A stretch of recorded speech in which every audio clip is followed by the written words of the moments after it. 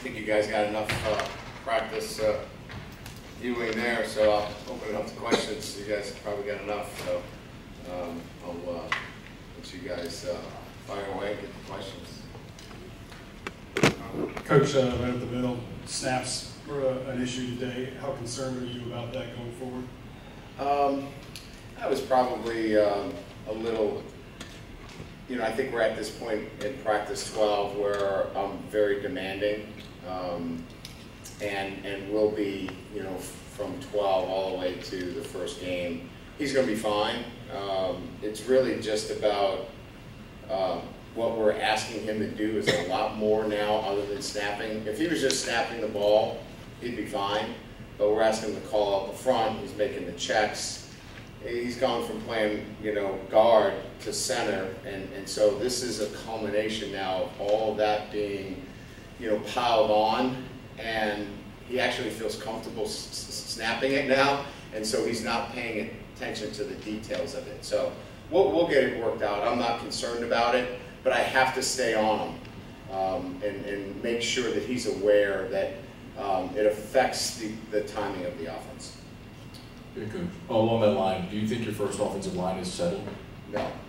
There's still opportunities. Cam Wire is still in the picture. Dummerville is just getting back with an ankle. Those two guys are still competing, and then Turner is still in competition. So I'd say those three guys in particular are still vying for an opportunity. We'll make some Saturday. We'll move that group around a little bit. We're going to move Bradford inside. We'll kick Cam Wire out to tackle. So there's still some moving around on that offensive line to see what the best five guys are. But by and large, it's the guys that I just mentioned. Those are your 8 right now. Emory probably 9 at this point. That's probably what we're looking at this point. Coach Keller right here in the middle. Colby Richardson appeared to have a strong day against Keyshawn Booty running with the ones. I'm sure a lot of people didn't have Colby on the radars like a month ago. How impressed are you that he came in here from East State and not only in doing well, but running with the ones right now?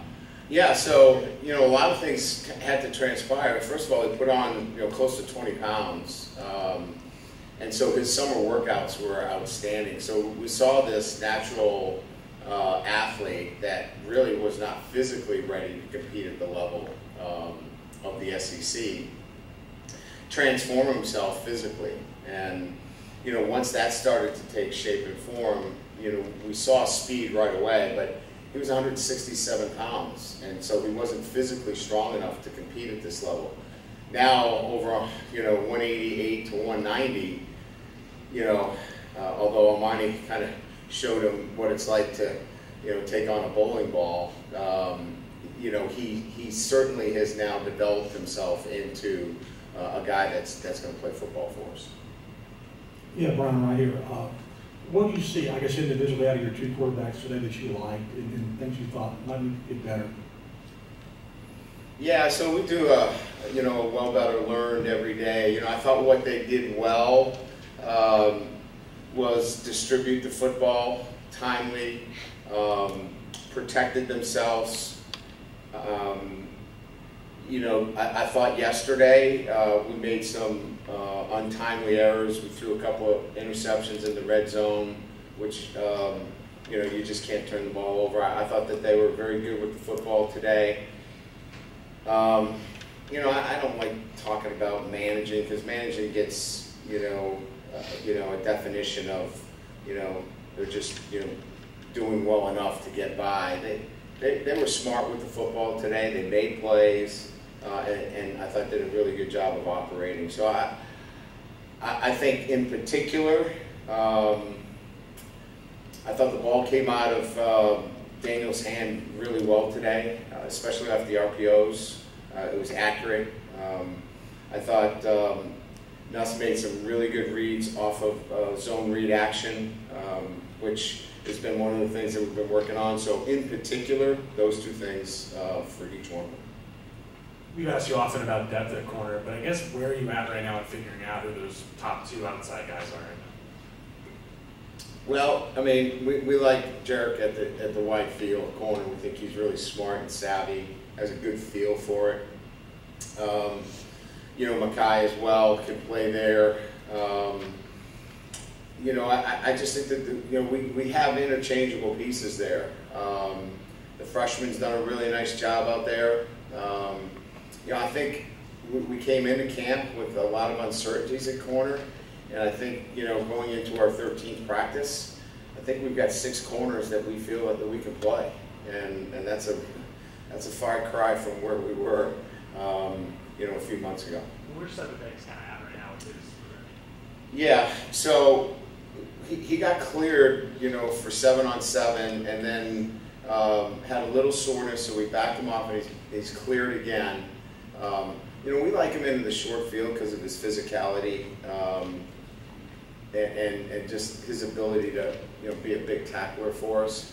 But, you know, again, he's a guy who could find himself a role inside or out, and he's going to find himself on the field for us as well.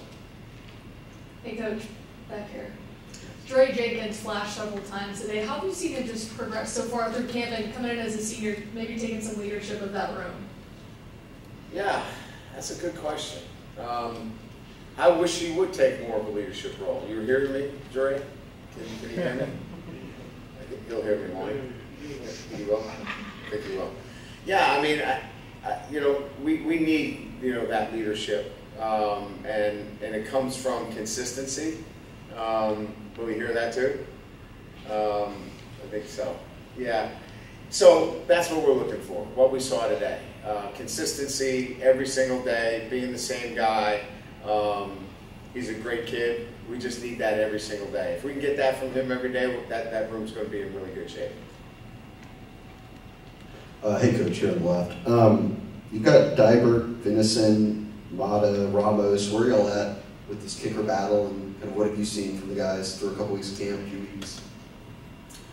That's a really good question. I've spent a lot of time over there the last week. You know, Ramos is really impressed. As you saw, he kicked a lot today. He missed one. Snap was not a good snap.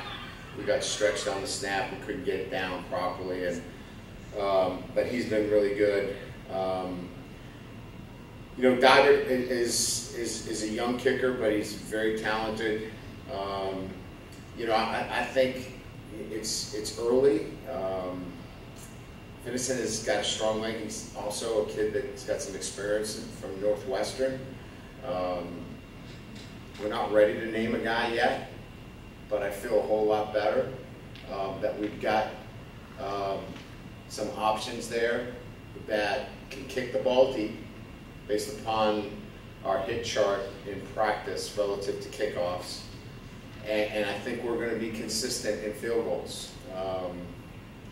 You know, we're not ready to name somebody yet, but I think we've got some depth there right now that I feel good about.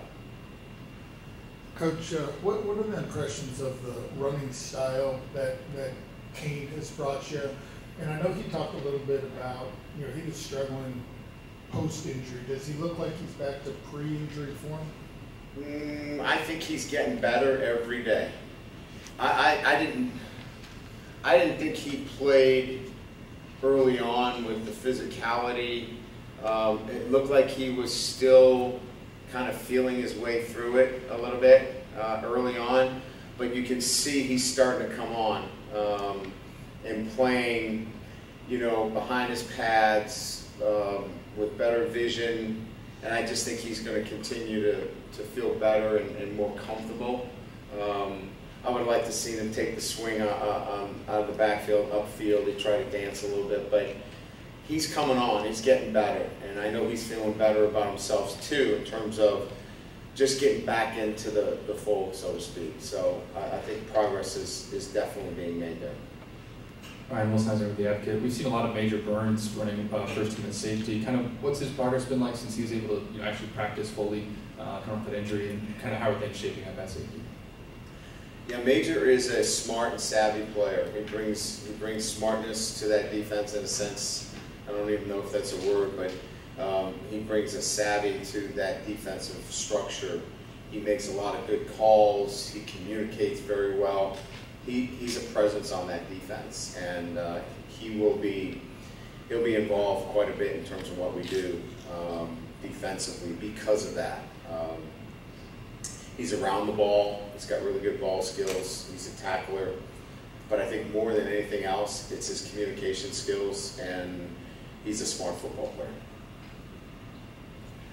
Hey, Coach, before you got into scrimmage work, you were coaching Walker, Howard, Hart, and those other guys in terms of signaling into plays and getting that into the offense. Why is that important, that process important now? Well, you know, I think the quarterbacks need to be involved in it, you know, because they're going to be, you know, part of the conversations each week in terms of game planning. And so, like right now we're installing like 1 million plays, right? But we're going to be so specific in what we're going to be doing in game planning. And those quarterbacks are in your meeting room. And they're much more privy to those conversations in terms of signaling and what you want. And I've always felt like the quarterbacks are your best signalers. Now, we'll have other signalers, and we have student managers that do a great job, and they'll be part of our rotation, but I like the quarterbacks. And it was just too early in the process to get them involved because they needed reps. But now as we get through camp a little bit, we can give them a little time. And we're bringing in Matt O'Dowd into camp, and he'll be part of that rotation as well. Coach, you talked about the cornerbacks earlier. Makai Gardner, what have you really seen from him, his development, and have you seen him kind of take a leadership role in the room? No, he's been good. I mean, Makai is a physical player. I mean, you can see him. I mean, that's about as big a corner that you're going to get. I mean, he can play safety. He's got a great demeanor. His attitude is great. He's a great teammate. He's one of our SWAT leaders. I couldn't say enough good things about him in terms of, you know, how he goes to work every day. But he's in a battle. You know, that's a very competitive situation. We just talked about it. But he's a big physical presence at that position, and he just gives us, you know, another really gifted player at that position. And also looking at the way that you guys are coaching your players, there's a lot of intensity behind the way that you guys are coaching them. Why is it so important to have that mentality in practice now? Well, we're demanding. We're never demeaning. You can hear it by the way we talk to our guys. You know, there's no cursing, and you know, we're never going to be demeaning to our players, but we're demanding. You know, this is about graduating all of our players and winning a national championship. You can't do that if you're just sitting on your hands out there. So we're going to challenge our players. That's why they're here at LSU. They want to win a championship too. So we're going to be demanding, do it the right way, and do it within the right, you know, positive coaching environment, and make sure they know that we still love them, but we're gonna push them to be their very best. Coach, when you were evaluating the center position, what made Garrett Dellinger the choice? I mean, he's never played center before, so what characteristics really stood out to you to make him the choice to train at that position? I think first and foremost, just his ability to move. You know, he's got good lateral ability to move, size. Today, you know, you're getting so much shade on the center. You know, the days of playing, you know, a small center are starting to dwindle. You're getting such big guys on the nose now, especially in third down situations. So he matched the criteria of somebody that could move, and you know, he's 313 pounds. I think the next criteria was